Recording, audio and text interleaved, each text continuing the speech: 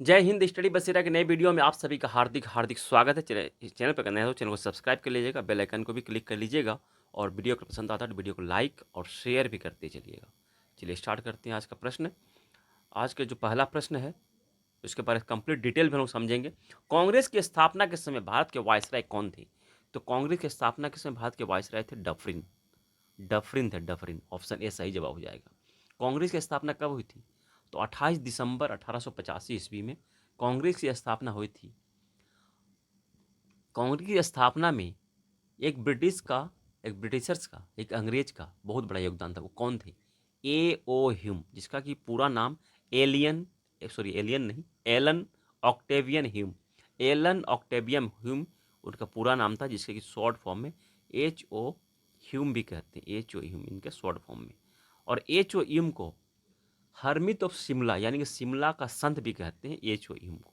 और H O Hume कहाँ के रहने वाले थे? कि स्कॉटलैंड के रहने वाले थे, स्कॉटलैंड के रहने वाले थे। और ये एक ब्रिटिश अधिकारी थे। और ब्रिटिश अधिकारी वो भी छोटे मोटे अधिकारी नहीं, ब्रिटिश सिविल सेवक थे, ब्रिटिश सिविल सेवक थे ये। और इन्होंने साथ दिया था भारतीय नेताओं का। और इसके बाद कांग्रेस की स्थापना हुई थी 1885 ईस्वी में। और पहला कांग्रेस अधिवेशन कहाँ हुआ था? तो मुंबई में। मुंबई में पहला अधिवेशन कहाँ हुआ था? मुंबई में। तो गोकुल दास तेजपाल संस्कृत विश्वविद्यालय मुंबई में हुआ था। तो पहले अधिवेशन के अध्यक्ष कौन थे? तो पहले अधिवेशन के अध्यक्ष W C Banerjee. W C Banerjee थे। इनका पूरा पूरा नाम क्या हो जाता है? व्योमेश चंद्र बनर्जी। व्योमेश चंद्र बनर्जी पहले अधिवेशन के अध्यक्ष थे 1885 ईस्वी में। दूसरे अधिवेशन के अध्यक्ष कौन से? तो दूसरा अधिवेशन कोलकाता में हुआ था। कोलकाता में हुआ था दूसरा अधिवेशन 1886 ईस्वी में। 1886 ईस्वी में कोलकाता में, जिसका की अध्यक्षता दादा भाई नौरोजी ने की थी। दादा भाई नौरोजी तीन कांग्रेस अधिवेशन की अध्यक्षता करने वाले व्यक्ति हैं। तीन अधिवेशन किया है, इसकी अध्यक्षता इन्होंने की है। पहला 1886, दूसरा 1893 जो कि लाहौर में हुआ था, तीसरा 1906 जो कि फिर से वापस कोलकाता में हुआ था। तो तीन अधिवेशन की अध्यक्षता करने वाले दादा भाई नौरोजी। ये सारे नोट डाउन कर लीजिएगा, मैंने यहाँ लिख कर नहीं लाया हूँ, तो आप लोग नोट डाउन कर लीजिएगा, इसे मैं बता दे रहा हूँ। कांग्रेस अध्यक्ष के रूप में पहला मुस्लिम व्यक्ति कौन था? तो कांग्रेस अध्यक्ष की अध्यक्षता करने वाला पहला व्यक्ति बदरुद्दीन तैयब जी था, जो कि 1887 ईस्वी में 1887 ईस्वी में मद्रास अधिवेशन की अध्यक्षता की थी। बदरुद्दीन तैयब जी ने, पहले मुस्लिम। कांग्रेस की अध्यक्षता करने वाले पहला अंग्रेज कौन था? पहला विदेशी तो कौन था? वो जॉर्ज यूल। जॉर्ज यूल था, जिसने इलाहाबाद अधिवेशन की अध्यक्षता 1888 ईस्वी में की थी। इलाहाबाद अधिवेशन की अध्यक्षता 1888 ईस्वी में की थी जॉर्ज यूल ने, पहला अंग्रेज। दूसरा वहीं अगर प्रश्न बनता है, दूसरा अंग्रेज कौन था जिसने कांग्रेस की अध्यक्षता की थी? तो 1889 में, 1889 90 हाँ 89 में, जो कि मुंबई में हुआ था, विलियम वेडबर्न। विलियम वेडबर्न ने इसकी अध्यक्षता की थी। और दो बार अधिवेशन की अध्यक्षता इसने की थी। विलियम वेडबर्न ने कांग्रेस की अध्यक्षता दो बार की है। पहला 1879 और दूसरा 1910 ईस्वी में इलाहाबाद में इसने अध्यक्षता की थी। दो बार इसने की है। कांग्रेस अधिवेशन में पहली बार वंदे मातरम कब गाया गया था? तो कांग्रेस अधिवेशन में पहली बार 1896 में, 1896 अधिवेशन जिसकी अध्यक्षता कोलकाता में हुई थी। तो यहाँ वंदे मातरम पहली बार गाया गया था। तो इसकी अध्यक्षता किसने की थी? तो इसकी अध्यक्षता रहमतुल्लाह सयानी ने की थी। रहमतुल्लाह सयानी की अध्यक्षता में वंदे मातरम को पहली बार 1896 ईस्वी में गाया गया था। जो भी इंपॉर्टेंट पॉइंट है वही मैं बता दे रहा हूँ। तो 1911 ईस्वी में पहली बार जन गण मन कब गाया गया था? किस अधिवेशन में गाया था? तो 1911 अधिवेशन में। 1911 अधिवेशन में, जिसका क्या अधिवेशन कोलकाता में हुआ था। वंदे मातरम भी कोलकाता में और जन गण मन भी कोलकाता में ही गाया गया था। तो 1911 अधिवेशन की अध्यक्षता किसने की थी? तो बिशप नारायण ने इसकी अध्यक्षता की थी कोलकाता में। इनकी अध्यक्षता में ही जन गण मन गीत को पहली बार गाया गया था। कांग्रेस की पहली कांग्रेस अधिवेशन की अध्यक्षता करने वाली पहली महिला कौन है? तो पहली महिला एनी बेसेंट है। एनी बेसेंट, जिन्होंने कि 1917 में कोलकाता अधिवेशन की अध्यक्षता की थी, पहली महिला। और अगर वही प्रश्न बन जाता है कि पहली भारतीय महिला कौन है कांग्रेस के अधिवेशन की अध्यक्षता करने वाली, तो सही जवाब हो जाएगा सरोजिनी नायडू। सरोजिनी नायडू ने 1925 ईस्वी में कानपुर अधिवेशन की अध्यक्षता की थी। सरोजिनी नायडू ने कानपुर अधिवेशन की पहली भारतीय महिला अध्यक्ष सरोजिनी नायडू, पहली महिला अध्यक्ष एनी बेसेंट, जो कि और एनी बेसेंट कहाँ से बिलोंग करती थी, तो एनी बेसेंट आयरलैंड से बिलोंग करती थी, तो भारतीय नहीं थी, आयरलैंड की थी। तो इस तरह से इंपॉर्टेंट प्रश्न बनता है। और कांग्रेस जो है पहली बार गरम दल और नरम दल में कब विभाजित हो गया था, तो 1907 ईस्वी में। 1907 ईस्वी के विभाजन 1907 में 1907 का अधिवेशन कहाँ हुआ था, 1907 का अधिवेशन सूरत। तो सूरत अधिवेशन में इसकी अध्यक्षता रास बिहारी बोस ने की थी। इस समय कांग्रेस नरम दल और गरम दल में विभाजित हो गया था, दो भागों में बढ़ गया था। गरम दल वाले अधिकतर ग्रामीण पृष्ठभूमि के थे, ये भी ध्यान रखिएगा। गरम दल वाले अधिकतर ग्रामीण पृष्ठभूमि के थे और नरम दल वाले शहरी पृष्ठभूमि के थे, शहरी लोग थे।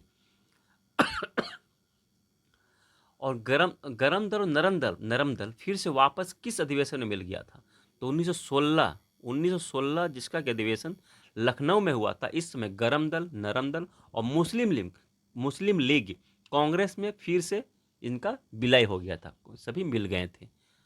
और प्रश्न यहाँ बनता है कि दोबारा से गरम दल और नरम दल विभाजित कब हो गए थे, कांग्रेस से फिर से अलग कब हो गए थे। कांग्रेस जो है गरम दल और नरम दल में विभाजित फिर से किस अधिवेशन में हो गया था, तो 1918 ईस्वी में। 1918 अधिवेशन, जिसका कि अधिवेशन मुंबई में हुआ था और इसकी अध्यक्षता हसन इमाम ने की थी। इमाम ने की थी मुंबई में। इसमें गरम दल और नरम दल फिर से वापस ये विभाजित हो गए थे। प्रश्न और एक बनता है कि महात्मा गांधी जी ने किस अधिवेशन की अध्यक्षता की, एकमात्र अधिवेशन है 1924 जो कि बेलगाम अधिवेशन है। बेलगाम अधिवेशन की अध्यक्षता महात्मा गांधी जी ने 1924 ईस्वी में की थी, एकमात्र अधिवेशन है। यहाँ और एक प्रश्न बनता है कि कांग्रेस के सबसे युवा अध्यक्ष कौन थे, तो अबुल कलाम आजाद जो कि भारत के पहले शिक्षा मंत्री भी रहे हैं। तो ये सबसे युवा अध्यक्ष थे कांग्रेस के, जिन्होंने इसकी अध्यक्षता कब की थी, पहली बार कब की थी, तो 1923 ईस्वी में दिल्ली अधिवेशन की अध्यक्षता इन्होंने अबुल कलाम आजाद ने सबसे युवा अध्यक्ष के रूप में इन्होंने की थी 1923 ईस्वी में।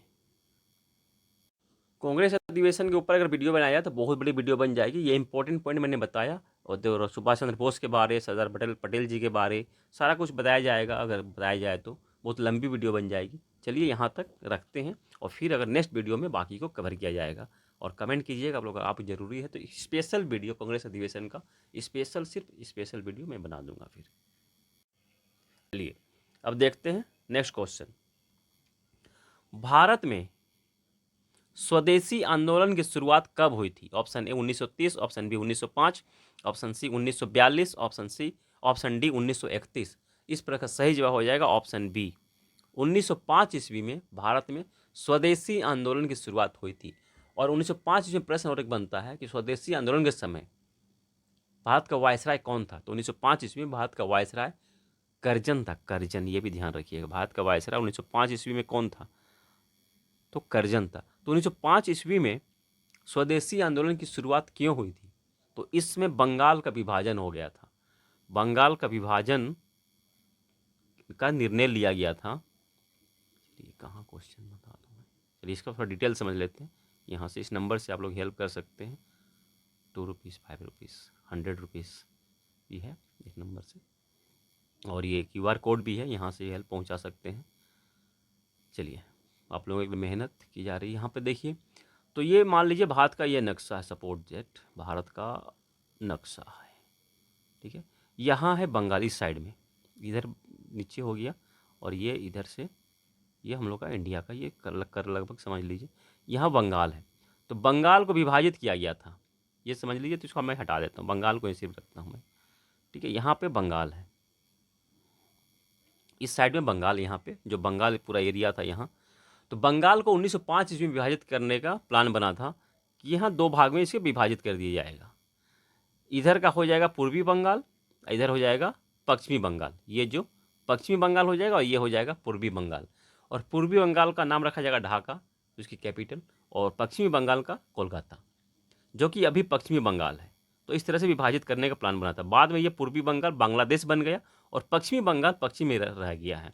इसीलिए भारत के पूरब में रहते हुए भी, भारत के पूरब में रहते हुए भी जो बंगाल अपना स्टेट है, बंगाल राज्य है, उसका नाम वेस्ट बंगाल है, WB, वेस्ट बंगाल। इसी कारण से इसका नाम वेस्ट बंगाल रह ही गया। पर जो उस समय विभाजित हुआ था, नाम पड़ा था, तो उस समय से इसका नाम वेस्ट बंगाल, इसी कारण से इसका नाम पश्चिम बंगाल कहा जाता है। जबकि ये स्टेट कौन से भारत के किस दिशा में है?